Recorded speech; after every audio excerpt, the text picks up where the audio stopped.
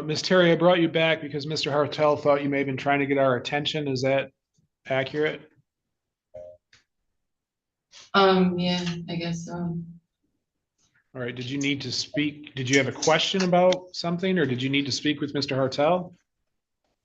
I didn't mean to miss the drug testing or whatever. I got hit by a car and I was laying in the road for a couple days. Miss Terry, you had the right to remain silent. I suggest you do that because anything you just said can now be used against you in that hearing that this case was set for. So I guess my question is, are you still requesting a contested hearing? Or do you want to plead to the violation? Or do you want to talk with Mr. Hartel about that some more? Oh, the plea for the domestic to get it done? No. A plea to the bond violation. Oh, yes, yeah. You want to plead to the bond violation? Yeah. Mr. Hartel, did you talk to her about that or did you just request the contested hearing? I'll be honest, I didn't initially realize there was a bond violation as well. I might have misunderstood the initial shit in jail. That is my general default way to go, but if she would like to do so, I would feel comfortable with that. She does obviously feel comfortable saying those statements in the court. Do you want a moment to talk to her before we do that? It's never a bad idea. All right. She had a felony that she was lodged on, then they didn't charge it as a felony. We're still waiting on that report. Yeah. Okay. That's what I thought we were here for. Okay. So what I'll do then is, yeah, why don't you join Zoom? I'll give you guys a breakout room and you can talk about what you want to do. Ms. Terry, Mr. Hartel is going to join us on Zoom and I'm going to put you both into a breakout room so you can discuss how you want to handle the case moving forward. All right. Okay. Your Honor, thank you. Sure. All right, court recalls the people of the state of Michigan versus Christy Lynn Terry. Case number 26-215 SM. Appearances, counsel. Nate Carnes on behalf of the people. Robert Hartzell for Ms. Terry, who joins us through the Zoom from the Wexford County Jail Department. And I know Ms. Terry and Mr. Hartel had a breakout room. And Mr. Hartel, what are we doing? Yes, Your Honor, I apologize for the prior confusion, but she would still wish to do admissions to the bond violation. Is that true, Ms. Terry? Yes.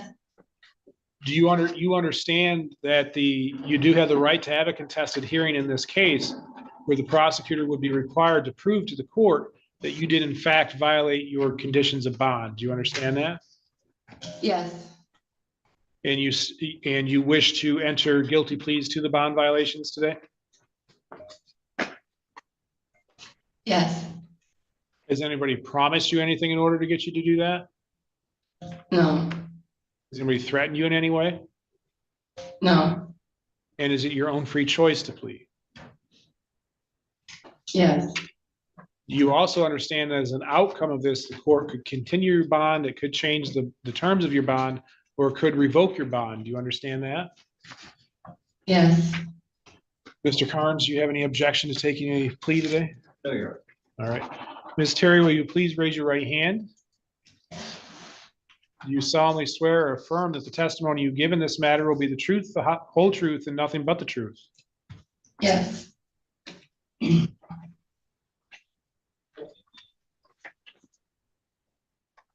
to the allegation that you violated your bond by failing to appear for a drug test as ordered on February 1st, 2026, how do you plead? Guilty. And to the second allegation that you violated your bond by failing to appear for a drug test as ordered on February 3rd of 2026, how do you plead? Guilty. Ms. Terry, did you know that as a condition of your bond, you were subject to random drug and alcohol testing? Yes. And did you fail to appear for a test on February 1st of this year? Yes. Did you fail to appear for a test on February 3rd of this year? Yes. Did you know you were supposed to test those days? No. Why did you not know? I didn't have a phone to call. You didn't what? I'm sorry? I didn't have a phone to call. Okay, so you did not check in to see if you were required to test? No, All right.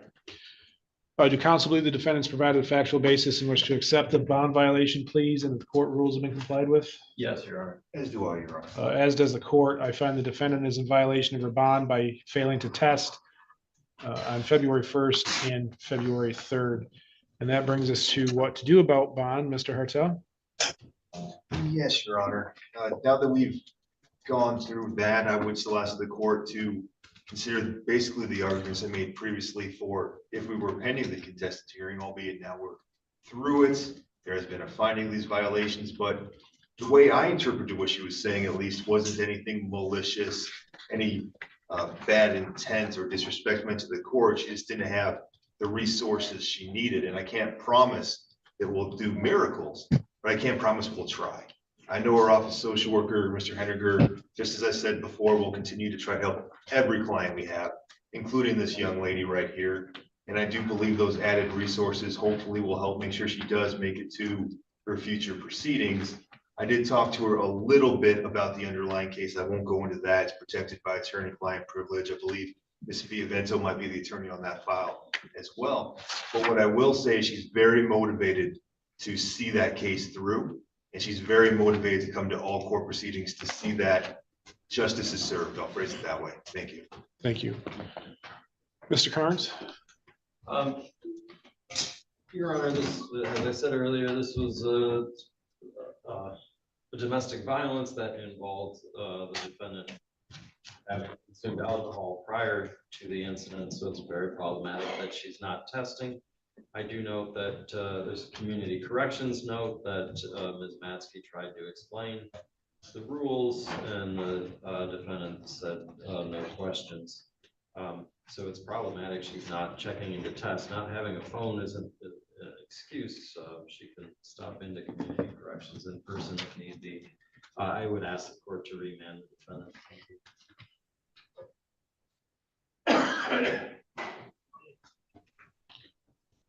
All right, I believe I'm reading the same note that you were, Mr. Carnes. It was submitted on one of the program violations form.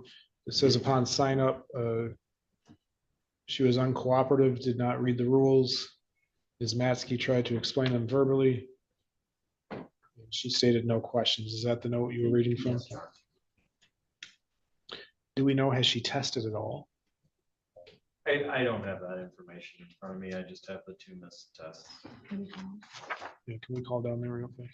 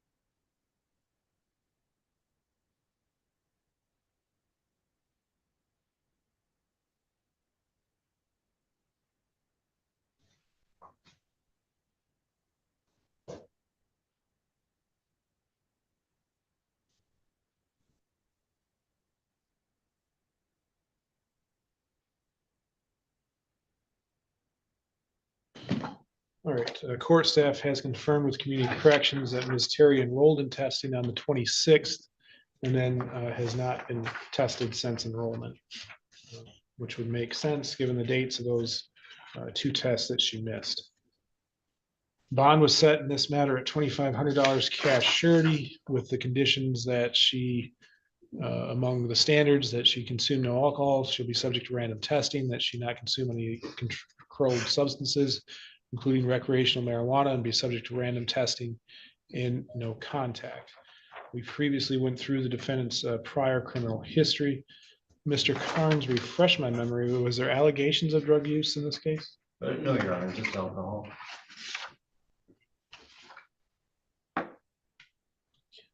Ms. Terry, if I were to release you, how are you going to make sure that you're following through with your testing? Well, I guess I'll stay somewhere that's That's a lot better than, am I allowed to stay somewhere like that you guys can provide, or should I just go to my friend Ernie Thornton's and then you guys can say that it's okay for me to stay there? I'm not gonna allow you to go to Mr. Thornton's. That's not gonna happen. Okay, But the court doesn't have a way to put you somewhere. But my question is, do you remember how you check to see whether or not you have to test? oh, yes, so it's the phone, to call on the phone. It's not how we do it I anymore, think is it's it? there might be more than one option, but I know there's a Facebook is the Are- primary. Are you aware of the Facebook option? Oh, no, how do you do that? Okay. Ms. Terry, this is what I'm going to do. I'm going to continue you on your bond with a bond modification that you enroll in community correction services. Okay, All right. So when you get released, you're going to have to come over here to community corrections. And you should be released before they close today. And if I find out that you didn't come over here, I'm going to issue a bench warrant. You're going to find yourself right back where you were. And I suggest Okay. you be more cooperative during the process so you can find the appropriate ways to find out whether or not you have to test. Do you understand that? okay, Do you know where the courthouse is, correct? yes, All right. All right, the court will continue the bond as previously set. Next arraignment, jail. Thank you.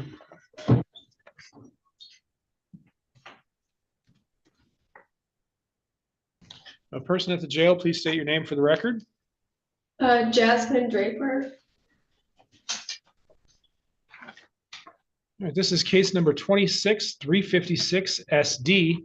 The people of the state of Michigan versus Jasmine Joe Draper. Ms. Draper, did you have the opportunity to meet with somebody from the defender's office today? Yes. And it looks like you also spoke with somebody at Community Corrections and gave them some contact information. Was that information accurate? I believe so. A phone number ending in 0805 Oh, yeah. and address on Hillshire? Hill Circle. Hill Circle. Yes.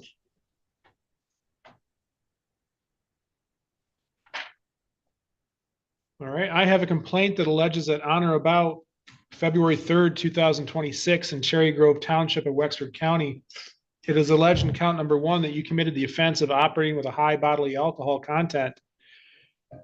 That is a misdemeanor punishable by up to 180 days in jail and or a fine of $200 to $700 and or 360 hours of community service, rehabilitative programs, vehicle immobilization mandatory with a prior, and reimbursements for the cost of prosecution and governmental expenses. In count number 2, it's alleged that you committed the offense of operating while intoxicated.